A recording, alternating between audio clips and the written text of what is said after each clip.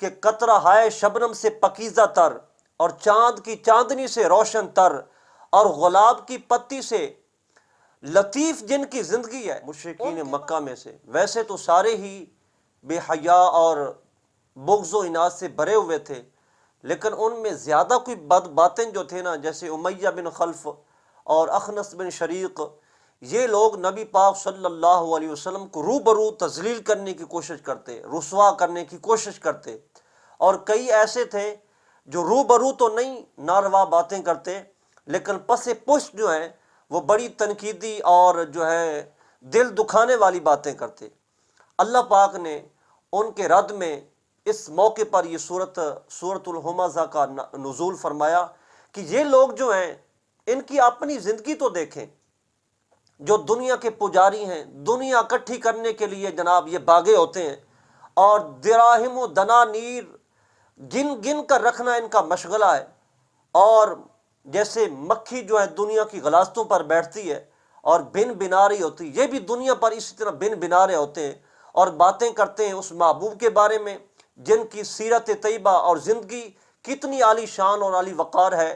کہ قطرہ ہائے شبنم سے پکیزہ تر، اور چاند کی چاندنی سے روشن تر،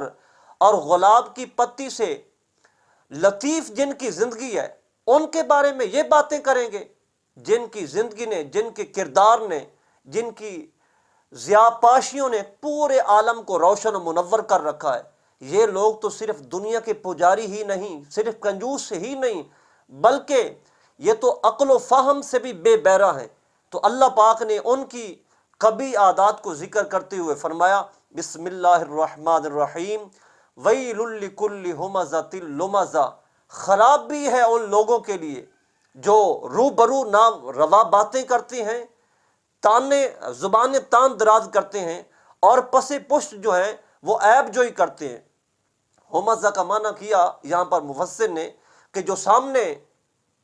بات کرتا ہے، یعنی کسی کو ذلیل و رسوا کرنے کی کوشش کرتا ہے، زبانیں تان دراز کرتا ہے، بات کوئی نہیں ہوتی لیکن ایسے ہی چڑھائی کر جانا، پنجابی میں کہتے ہیں یہ بڑا منہ پٹ ہے، یعنی ایسے ہی بات کوئی نہ ہو اور اپنی طرف سے دو چار باتیں لگا کر مقصود اس کا یہ ہو کہ میں نے اس بندے کی تذلیل کرنی ہے، اس کو کہتے ہیں ہمزہ۔ اور لومزہ کا معنی بیان کیا جو سامنے روبرو تو نہیں لیکن پیٹھ پیچھے پس پشت جو ہے باتیں کرے، سامنے کوئی آئے تو خوشامد کرے، اور جب وہ چلا جائے تو پھر بعد میں اس کے عیوب کو بیان کرے۔ تو بیان کیا ہلاکت ہے، بربادی اور تباہی ہے ان لوگوں کے لیے جو روبرو زبانیں تان دراز کرتے ہیں یا پس پشت ناروا باتیں کرتے ہیں۔ الذی جمع مالا وعددا، اور جس نے مال جمع کیا اور پھر اس کو گن گن کر رکھتا ہے، یعنی ان کی کنڈیشن یہ ہے یا تو وہ ہمزہ اور لومزہ کے قبیح عادات سے متصف ہیں، اور پھر اس کے ساتھ ساتھ وہ دنیا کا مال جمع کرتے ہیں اور پھر اس کو گن گن کر رکھتے ہیں۔ یہاں پر مال کو جمع کرنا یہ کوئی ناجائز اور معیوب کام نہیں ہے، مال جمع کرنا چاہیے، لیکن اس کے سورسز جو ہیں وہ اچھے ہونے چاہیے۔ پاکیزہ مال کمائے، حلال طیب رزق کمانا یہ جائز ہے، لیکن ناجائز رشوت کے طریقے سے سود کے سورسز استعمال کر کے یا اس کے علاوہ کوئی غلط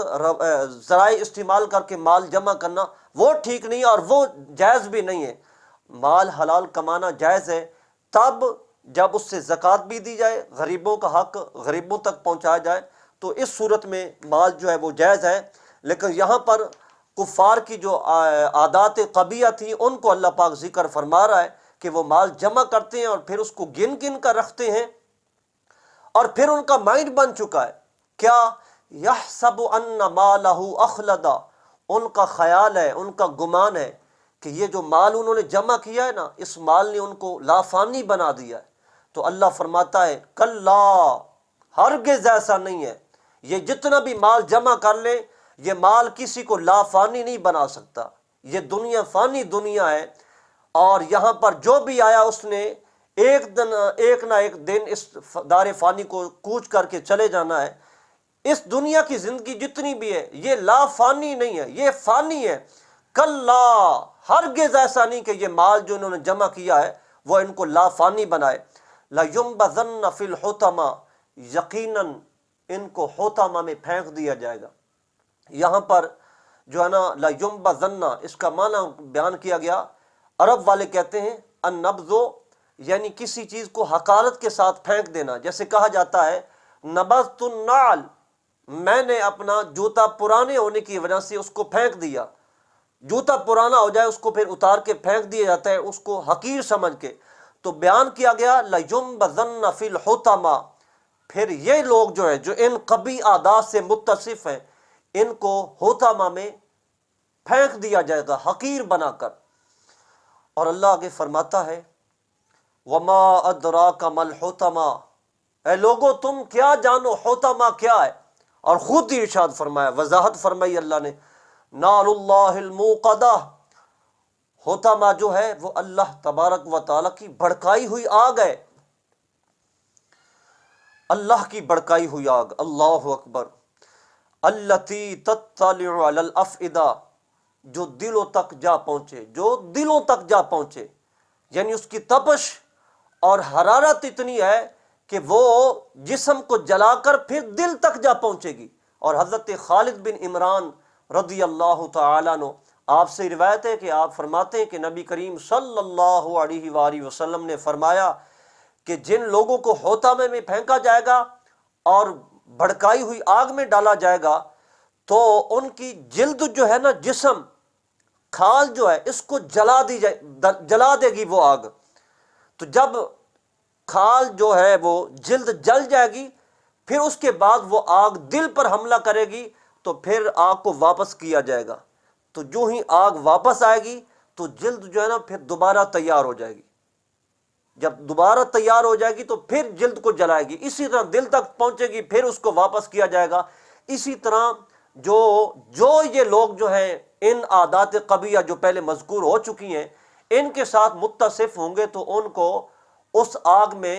بار بار جلایا جائے گا، عذاب دیا جائے گا۔ آگے فرمایا انہا علیہم مؤصدہ، بے شک وہ آگ ان پر بند کر دی جائے گی۔ تو بند کرنے کا مطلب اور مراد یہ ہے اللہ پاک کی کہ جیسے عرب والے کہتے ہیں جب کسی دروازوں کی کواڑوں کو بھینچ کر بند کر دیا جاتا ہے اور پھر کوئی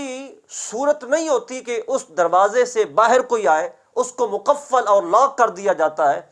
کہ اب نہ تو اس کے اندر کوئی چیز جائے گی اور نہ اندر سے کوئی چیز باہر آ سکتی ہے، تو اس وقت یہ صورتحال ہوتی ہے۔ تو اللہ پاک بیان فرما رہا ہے انہا علیہم مؤصدہ، کہ ان پر آگ کو بند کر دیا جائے گا کہ پھر وہ آگ سے باہر نہیں نکل سکیں گے، ہمیشہ کے ہمیشہ اسی آگ میں جلتے رہیں گے۔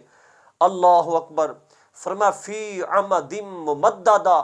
تو اس کے شعلے جو ہیں لمبے لمبے ستونوں کی طرح ہوں گے۔